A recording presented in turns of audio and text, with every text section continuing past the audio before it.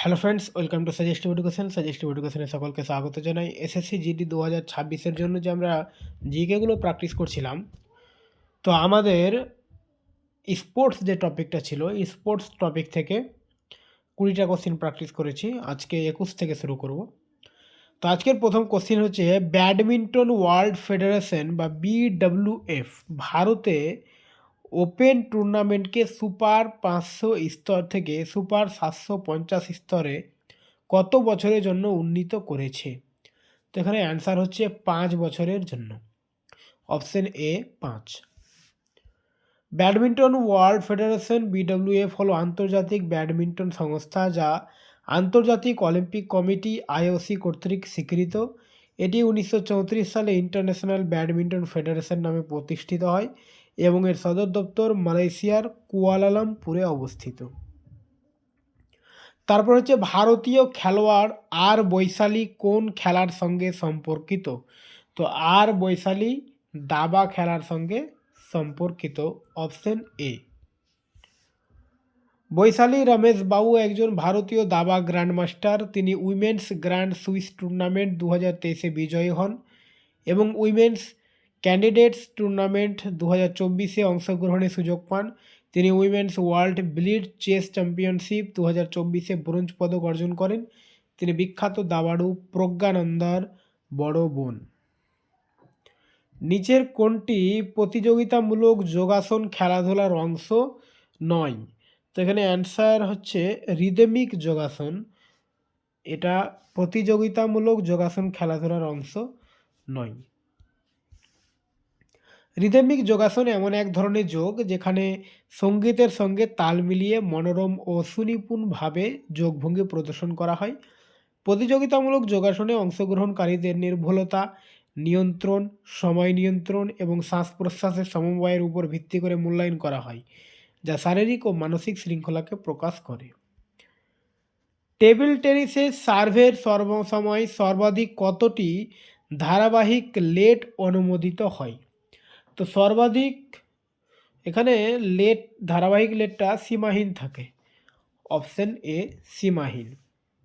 তো টেবিল টেনিসে খেলোয়াড়রা যত খুশি লেট সার্ভ নিতে পারে, এর কোনো সীমা নেই। গুরুত্বপূর্ণ টার্মসমূহ হচ্ছে, র্যালি যখন বল খেলায় থাকে সেই সময়কাল, লেট হচ্ছে সার্ভের সময় বল নেটে লেগে গেলে বা কোনো বিভ্রাট ঘটলে পয়েন্ট পুনরায় খেলা হয়, পয়েন্ট স্কোরের একক, ডেড বলের স্পিড না থাকা অবস্থায় ব্যবহৃত টার্ম। সাঁতারু শ্রীহরি নটরাজ ভারতের কোন রাজ্যের বাসিন্দা? তো সাঁতারু শ্রীহরি নটরাজ ইনি কর্ণাটকের বাসিন্দা। Option B Karnataka.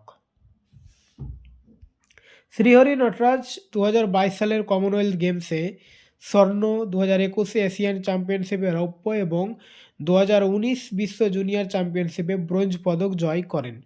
তিনি বহু জাতীয় পদকও পেয়েছেন। সাঁতারে কৃতিত্বের জন্য তিনি অর্জুন পুরস্কার ও কর্ণাটক সরকারের একলব্য পুরস্কার অর্জন করেছেন। BCCI board of control for cricket in India এর প্রথম সভাপতি কে ছিলেন? তো এর প্রথম সভাপতি ছিলেন আর ই গ্র্যান্ট গোভান। আর ই গ্র্যান্ট গোভান। আর ই গ্র্যান্ট গোভান 1928 সালে গঠিত ভারতের ক্রিকেট নিয়ন্ত্রণ বোর্ড অর্থাৎ বিসিসিআইয়ের প্রথম সভাপতি নির্বাচিত হন এবং 1933 সাল পর্যন্ত দায়িত্ব পালন করেন। বিসিসিআই হলো ভারতের ক্রিকেটের সর্বোচ্চ নিয়ন্ত্রণকারী সংস্থা। এর প্রধান কার্যালয় ওয়াংখেড়ে স্টেডিয়ামের ভিতরে চার্চ গেট, মুম্বাইতে অবস্থিত। ভারতীয় ক্রিকেট নিয়ন্ত্রণ বোর্ড বিসিসিআই 1928 সালে প্রতিষ্ঠিত হয়। একই বছরে বোর্ডের প্রতিষ্ঠা হয়েছিল এবং তিনি 1933 সাল পর্যন্ত এই পদে ছিলেন। বিসিসিআই হলো ভারতের ক্রিকেটের প্রধান নিয়ন্ত্রক সংস্থা, যার সদর দপ্তর মুম্বাইয়ের চার্চ গেট অঞ্চলে অবস্থিত ওয়াংখেড়ে স্টেডিয়ামের ভিতরে ক্রিকেট সেন্টারে অবস্থিত। কেডি যাদব অলিম্পিক্সে কোন ক্রীড়া বিভাগে পদক জিতেছিলেন? তো কেডি যাদব অলিম্পিক্সে রেসলিংয়ে পদক জিতেছিলেন। Option A. তো কেডি যাদব ছিলেন স্বাধীন ভারতের প্রথম ক্রীড়াবিদ যিনি ব্যক্তিগত ইভেন্টে অলিম্পিক পদক জিতেছিলেন। তিনি 1952 সালের হেলসিঙ্কি অলিম্পিক্সে কুস্তিতে ব্রোঞ্জ পদক জয় করেন। ভারতের প্রথম অলিম্পিক অংশগ্রহণ ছিল 1900 সালে নরম্যান প্রিচার্ডের মাধ্যমে, আর নিয়মিত অংশগ্রহণ শুরু হয় 1920 সালের গ্রীষ্মকালীন অলিম্পিক থেকে। ভারতের প্রথম গোল্ড মেডেল আসে 1928 সালের হকি দলগত ইভেন্টে, আর প্রথম ব্যক্তিগত স্বর্ণপদক জয়ী ছিলেন অভিনব বিন্দ্রা। টিটাস সাধু কোন খেলাধুলার সঙ্গে যুক্ত? তো টিটাস সাধু ছিলেন ক্রিকেটের সঙ্গে যুক্ত। Option B, cricket. টিটাস সাধু একজন ভারতীয় নারী ক্রিকেটার, যিনি ভারতের জাতীয় মহিলা ক্রিকেট দলে এবং বাংলার হয়ে ঘরোয়া প্রতিযোগিতায় খেলেন। অন্য বিশিষ্ট ভারতীয় মহিলা ক্রিকেটাররা হলেন মিতালি রাজ, হরমনপ্রীত কৌর, স্মৃতি মন্দানা, ঝুলন গোস্বামী, অঞ্জুম চোপড়া, নিতু দাভিদ, শিখা পান্ডে এবং জেম্মা রদ্রিগেস। ভারতীয় ব্যাডমিন্টন খেলোয়াড় আনমোল খার্ব কোন রাজ্যের বাসিন্দা? তো আনমোল খার্ব ইনি হচ্ছেন হরিয়ানার বাসিন্দা। Option A, Haryana. আনমোল খার্ব একজন ভারতীয় ব্যাডমিন্টন খেলোয়াড়, যিনি 2024 সালের ব্যাডমিন্টন এশিয়া টিম চ্যাম্পিয়নশিপ স্বর্ণপদক জিতেছিলেন। ভারতের উল্লেখযোগ্য ব্যাডমিন্টন খেলোয়াড়দের মধ্যে রয়েছেন সাইনা নেহওয়াল, পিভি সিন্ধু, পুলেলা গোপীচাঁদ, কিদাম্বি শ্রীকান্ত এবং প্রকাশ পদুকণ। ভক্তি প্রদীপ কুলকার্নি কোন খেলায় বিখ্যাত? তো ভক্তি প্রদীপ কুলকার্নি ইনি দাবা খেলায় বিখ্যাত। তো অ্যান্সার হচ্ছে এখানে দাবা। ভক্তি প্রদীপ কুলকার্নি 2022 সালে অর্জুন পুরস্কার পান। এই পুরস্কারটি আন্তর্জাতিক পর্যায়ে ধারাবাহিকভাবে ভালো পারফর্ম করা ভারতীয় খেলোয়াড়দের দেওয়া হয়। একটি নতুন ক্রিকেট বলের ওজন ন্যূনতম 155.9 গ্রাম এবং সর্বাধিক কত গ্রাম হতে পারে? তো সর্বাধিক 163 গ্রাম হতে পারে।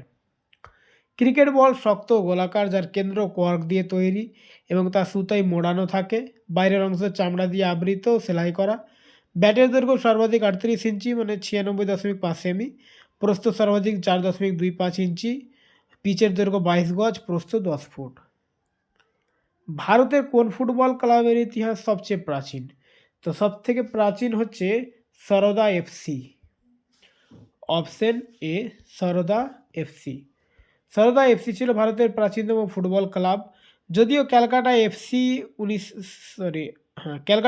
1872 সালে প্রতিষ্ঠিত প্রথম ফুটবল ক্লাব ছিল। সেই সময়ের অন্যান্য প্রাচীন ক্লাবগুলির মধ্যে ছিল ডালহৌসি ক্লাব, ট্রেডার্স ক্লাব এবং নেভাল ভলেন্টিয়ার্স ক্লাব। পরে 1889 সালে ভারতের প্রাচীনতম বিদ্যমান দল মোহনবাগান অ্যাথলেটিক ক্লাব প্রতিষ্ঠিত হয়, যার নাম ছিল প্রথমে মোহনবাগান স্পোর্টিং ক্লাব। ভারতের খো খো লিগ টুর্নামেন্ট ইভেন্টটির নাম কি? তো খো খো লিগ টুর্নামেন্ট ইভেন্টের নাম হচ্ছে আলটিমেট খো খো। ঠিক আছে, ultimate kho kho. Option B. এটি ভারতের একটি ফ্রাঞ্চাইজি ভিত্তিক খো খো লিগ, যা kho kho federation of India দ্বারা আয়োজিত হয় এবং 2022 সালে শুরু হয়। প্রথম মৌসুমে প্রায় 6.4 কোটি দর্শক আকৃষ্ট হয়, যার মধ্যে 4.1 কোটি ভারতীয় দর্শক ছিলেন। এর ফলে আলটিমেট খো খো ভারতের তৃতীয় সর্বাধিক দেখা নন ক্রিকেট ক্রীড়া প্রতিযোগিতা হয়ে ওঠে, প্রো কাবাডি লিগ এবং ইন্ডিয়ান সুপার লিগের পরে। আন্তর্জাতিক টেনিস ফেডারেশনের নিয়ম অনুযায়ী খেলোয়াড় দলকে ম্যাচ জিততে হলে কোন অবস্থার পরপর 2টি পয়েন্ট জিততে হয়? তো অ্যান্সার হচ্ছে ডিউস। Option C, deuce. টেনিসে যখন স্কোর 40-40 তখন সেটিকে ডিউস বলা হয়। ডিউস অবস্থার পর খেলোয়াড়রা টানা 2টি পয়েন্ট জিততে হয় গেম জয়ের জন্য। প্রথম পয়েন্টটি বলা হয় অ্যাডভান্টেজ। যদি অ্যাডভান্টেজ থাকে খেলোয়াড় পরের পয়েন্টও জেতে, তবে সে গেম জেতে, অন্যথায় স্কোর ফের ডিউসে ফিরে আসে। এই নিয়মে নিশ্চিত করা হয় যে খেলোয়াড়কে 2টি পয়েন্টে এগিয়ে থাকতে হবে গেম জেতার জন্য। সাধারণ টেনিস শব্দগুলির মধ্যে রয়েছে এস, অ্যাডভান্টেজ, ফল্ট, ব্যাকহ্যান্ড ইত্যাদি। মহিলা হকি খেলোয়াড় সবিতা পুনিয়া ভারতের কোন রাজ্যের বাসিন্দা? তো সবিতা পুনিয়া হচ্ছে হরিয়ানার বাসিন্দা। Option D. সবিতা পুনিয়া জনপ্রিয়ভাবে the great wall of India নামে পরিচিত। তিনি 2018 সালে অর্জুনা পুরস্কার পান হকিতে তার অসাধারণ অবদানের জন্য। অন্যান্য বিশিষ্ট ভারতীয় মহিলা হকি খেলোয়াড়দের মধ্যে রয়েছেন বনসারি সোলাঙ্কি, বিচু দেবী খারিবাম, মাধুরী কিন্ডো, উদিতা ইশিকা চৌধুরী, নিক্কি প্রধান, রোপনী কুমারী, প্রীতি অক্ষতা, আবাস ঢেকালে। শেষবার ভারতের মাটিতে এশিয়ান গেমস অনুষ্ঠিত হয়েছিল, তো শেষবার অনুষ্ঠিত হয়েছিল 1982 সালে, আর প্রথম হয়েছিল 1951 সালে। তো এশিয়ান গেমস বা আসিয়াড একটি আন্তঃমহাদেশীয় বহু ক্রীড়া প্রতিযোগিতা যা প্রতি 4 বছর অন্তর এশিয়ার বিভিন্ন দেশের মধ্যে অনুষ্ঠিত হয়। এর প্রথম আসর 1951 সালে নয়াদিল্লিতে অনুষ্ঠিত হয়েছিল। 1951 থেকে 1978 পর্যন্ত এটি এশিয়ান গেমস ফেডারেশন দ্বারা পরিচালিত হতো। এরপর 1982 সাল থেকে এটি অলিম্পিক কাউন্সিল অফ এশিয়া এর অধীনে আয়োজিত হচ্ছে। নিম্নলিখিতদের মধ্যে কে ব্যাডমিন্টন খেলাধুলার সঙ্গে যুক্ত? তো ব্যাডমিন্টনের সঙ্গে যুক্ত হচ্ছেন প্রমোদ ভগত। Option C, Pramod Bhagat. প্রমোদ ভগত একজন ভারতীয় প্যারা ব্যাডমিন্টন খেলোয়াড়, যিনি টোকিও 2020 ওই প্যারা অলিম্পিকে পুরুষদের একক SL3 বিভাগে স্বর্ণপদক জয় করেছিলেন। Devendra Jhajharia javelin throw para athletics, Sumit Antil javelin throw para athletics Tokyo 2020 স্বর্ণপদক, Amit Kumar Saroha club throw discus throw para athletics. Bharat প্রথমবার এশিয়ান গেমসের আয়োজক হয়েছিল কবে? তো বললাম 1951, দ্বিতীয়বার 1982, ঠিক আছে। প্যারা অলিম্পিক ইতিহাসে প্রথম শীতকালীন গেমস সুইডেনে কোন বছর অনুষ্ঠিত হয়েছিল? তো এটা হয়েছিল 1976 সালে। Option B. 1976 সালে শীতকালীন প্যারালিম্পিক গেমস ছিল প্রথম শীতকালীন প্যারালিম্পিক প্রতিযোগিতা, যা সুইডেনের অর্নস্কল্ডসভিকে অনুষ্ঠিত হয়েছিল। এতে 16টি দেশের 198 জন ক্রীড়াবিদ অংশ নেন। খেলাগুলিতে শারীরিক প্রতিবন্ধী, দৃষ্টিহীন, সেরিব্রাল পালসি আক্রান্ত খেলোয়াড় অংশগ্রহণ করেন। মোট 2টি খেলায় 53টি পদক ইভেন্ট অনুষ্ঠিত হয় এবং পশ্চিম জার্মানি পদক তালিকায় শীর্ষে ছিল। শীতকালীন প্যারালিম্পিক গেমস প্রতি 4 বছরে একবার অনুষ্ঠিত হয়, ঠিক শীতকালীন অলিম্পিকের পর। 2026 সালে প্যারালিম্পিক ইতালিতে অনুষ্ঠিত হবে। ক্রিকেটে একটি ওভার হলো ধারাবাহিকভাবে করা কতটি বৈধ বল, যা এক প্রান্ত থেকে অন্য প্রান্তের ব্যাটসম্যানকে করা হয়? তো অ্যান্সার হচ্ছে 6টি। ওকে।